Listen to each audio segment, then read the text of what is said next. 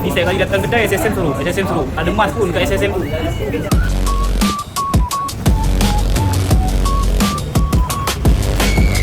Hari ini kita datang ke premis ini, mendapati premis melakukan kesalahan di bawah akta timbang dan sukan. Di mana timbang tidak ditertusah dilakukan untuk tujuan perniagaan dan jualan lah. Kalau betul dia dah kena black, kenapa stamping masih tidak ditertusah?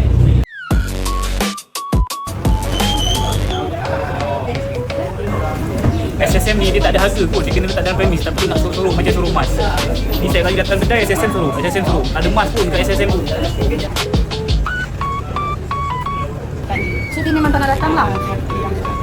Cakap dengan dia, kita angkat satu kedai kalau tak datang. Ini yang saya kata, penyidik premis tak ada tanggungjawab ambil tahu apa benda yang berlaku dalam kedai.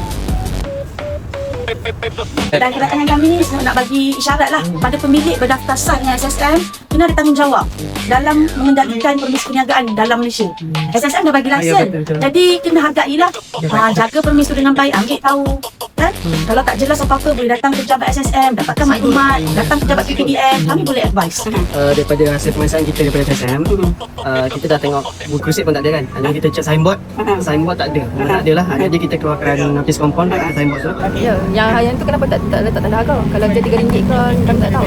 Sepatutnya kena letak tanda harga lah. Nanti kami letak. Saya baru letak baru tak letak harga lagi. Kena letak. Sebelum buka premis kena letak.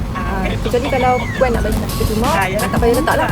Semua benda yang nak jual kena letak tanda harga. Jadi kami ambil compound lah atas kesalahan tak letak tanda harga pada barang yang dijual. Okey, puan. Kalau yang ni, kalau saya buat macam whiteboard kan, letak kat situ tak masalah. Boleh tak masalah? Boleh asalkan dia pamerkan tanda harga je.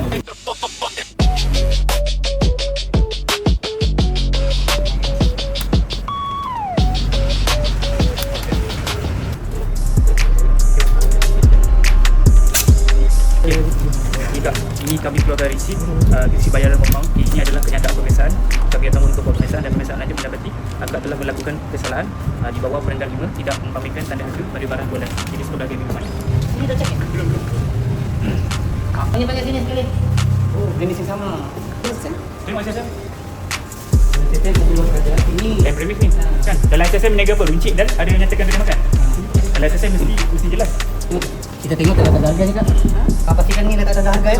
Jangan dia macam ni. Takut nanti orang dia jadi keliru pula nak bayar macam mana. Okey. Setiap senduk ni akak kena nyatakan berapa satu senduk. Dia tak boleh macam ni.